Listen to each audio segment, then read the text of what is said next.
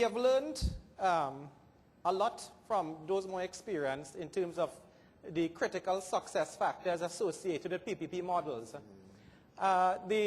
Just sitting along there, it occurred to me that the most important critical success factor in some projects, or probably all PPP projects, is the choice of partner. And the TT BizLink project, which I'm going to share a few minutes on, demonstrates that. Cleveland spoke about the different methodologies and, that the government of Trinidad and Tobago has sought to utilize in implementing its ICT agenda. He spoke about the MOU model. This project is a direct result of an MOU between the government of Trinidad and Tobago and the government of Singapore and ICT cooperation. Professor Dutta spoke yesterday about Singapore and the success that Singapore is in the area of e-governance. We recognized that many years ago, and when we went out there to look at different solutions, best practice solutions in the area of trade and business facilitation, we went straight to Singapore. We went straight to what the literature had said, we went straight to what the experts had said, what academia had said. We went straight to the company that developed the TradeNet solution. Bala is from Crimson Logic, and we told them, we want to see if you can do this here. Utilizing, of course, in a much more customized manner, and we are happy to say, and then I'll get to it now, that we have managed to successfully implement the project to date. We are literally a few weeks from going live with the TT BizLink solution. I think all of us knows where we are internationally. Trinidad and Tobago is a country that has made remarkable successes, has remarkable strengths. And I think it would have echoed again yesterday and today. The strategic location, the highly educated workforce, the market access agreements. Where we fall a bit short is in the quality of our service delivery when it comes to how government services are delivered. And that is not telling tales out of school. I think all of us, whether it's on either side of the counter involved in government services, recognize that we have to do significant work in bringing this country up to speed in improving its international competitiveness. This is, Professor Dutta spoke about the indices. And as I said, we have strengths and we have weaknesses. If you look at where we are in terms of, and again, this is we know where we are with some ICT sub-indices, mobile subscription, penetration, etc. Our investment regulatory framework is very strong. But as you move away from the macro side of the economy and you drill down into the microeconomic characteristics or features of the economy, you begin to realize that we are not anywhere near where we should be. Things like starting a business, things like applying for permits and licenses, the length of time it takes to move goods, import and export. And as the Ministry of Trade and Industry, we took it upon ourselves to seek to implement a solution, an ICT-based solution, that will remedy in large measure some of these weaknesses in our competitiveness. And so we went to Singapore, we engaged Crimson Logic, and we engaged the right partner, because these are the guys who, again, as I said, who had done this solution successfully in Singapore and had gone out there in different countries and done likewise. But we also chose the right partner, agency in government, to walk with us through the implementation process. And I think I want to publicly acknowledge the role of iGovTT and the Ministry of Public Administration in the TT BizLink project. Because the Ministry of Trade has no expertise in ICT in terms of solution delivery. That is not our area of expertise, and that is not an area of expertise that we want to have, or we should have. We went to the Department of Government that's supposed to be doing that, that has that expertise, and we said, walk with us. We want you to manage, now as, of course, as a private company, iGovTT, manage the procurement, manage the project management services, manage the infrastructure. And again, it's because of that decision to go with the right partner, as opposed to doing it on ourselves, by ourselves, that we have managed to do and implement a project in 1 year. And as I said, we are literally a few weeks ago from going live. A project that would ordinarily take years if we had followed the traditional forms of public sector implementation models. The Prime Minister spoke yesterday upon the development pillars of the new administration. Of course, one of it being ICT and building the knowledge economy. Cleveland spoke about the TT Connect architecture, the TT Connect framework. Our TT BizLink project is within the TT Connect framework. We engaged, when we saw what it was iGov TT and MPA were doing, we said we want to make, from day one, we want to make sure that we are not going to duplicate in terms of solutions or infrastructure what government through the Ministry of Public Administration was going to do. And you may not be able to see the screen all that well, but you would see a box in blue called TradeNet TT. This is where the TT BizLink solution comes in.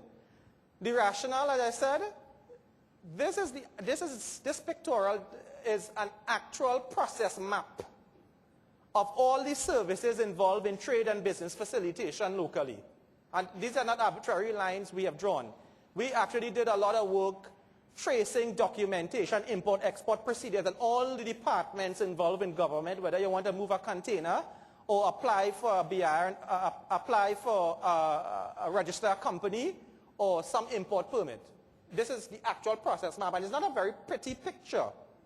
And it explains in large part why we are number 81 in the world. So it's not rocket science. TT BizLink is meant to be an ICT solution, an IT platform that integrates, like the TradeNet system in Singapore, that integrates all these agencies of government on one common platform, from front end to back end. So it's more than a cosmetic pretty face, a portal, where you go to a portal and you get your information, you fill out your forms online, and the officers on the other side of the counter using the TT BizLink solution to process your applications. The project was officially launched last year, October, and again, that's over a little more than a year ago. And we have managed to reach very far. I mean, all of the modules for the solution has been developed. We've actually completed user acceptance testing. The solution it's a few weeks away from delivery. We have a couple externalities we are waiting on, legislation, etc. But we are using that interregnum to perfect the system and perfect the training that will accompany the system. This diagram explains what we're doing. We are linking 8 government ministries, the services of 8 government ministries, and 13 government departments, because of course, like Ministry of Finance, you have BIR, Customs, etc., to provide in the first instance, 8 government services. Company registration. You want to register for a company, you come to ttbizlink.gov.tt.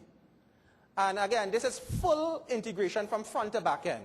So you go to TT BizLink, you fill out your application form, you attach all your accompanying documentation, and that is routed straight to the Registrar General's department, and her staff uses TT BizLink to process that application. We are working with all the departments of government, the service level standards that goes with each step. Because obviously, you could introduce technology to automate an inefficient back end. So we're not doing that. We have actually, a lot of work have been spent on doing business process reengineering on the back end, setting service level standards, so that when you're using nice cosmetic front end, you the applicant, you can expect services to be delivered in a far shorter period of time and in a very transparent way. So we have company registration, we're dealing with customs declarations, we're dealing with manifest declarations, we're dealing with import permits. Anything, if you're a trader and you have to get a license or permit from the Ministry of Agriculture, the Ministry of Health, traders may be more familiar with those burdens. We're dealing with that. We are dealing with work permits. ICPS National Security is here. Again, one of the key partners we engaged very early in the game is all the key ministries involved in business and trade facilitation. And they have walked with us and journeyed with us to to have work permit applications. 100% of all work permit applications by individuals and companies will be online through TT BizLink in January next year. This diagram looks a little complex, but it basically shows the interfaces between all the user groups, the modules, and the appendages. Of course, we are piggybacking on the TT Connect authentication mechanism. Cleveland may speak a little bit about that during the panel discussion, the whole idea of an electronic identifier, TT Connect ID, and of course, e-payments. That is the last little part of the puzzle we're trying to work through, right? Because you can't have citizens go to this nice website, fill out the forms, upload the forms, but they still have to go down to a government cashier to pay for a government service. So we're trying to bring different online payment methodologies. I think that came up this morning as part of the solution. This is a sneak picture of the TT BizLink web portal. It's going to be launched in January. These are all the services. Now, critical success factors or characteristics associated with the project. As I mentioned, business process reengineering. The ICT, this is not very early in the game we recognize this is not an IT project. Has nothing to do with ICT. It is about effective government.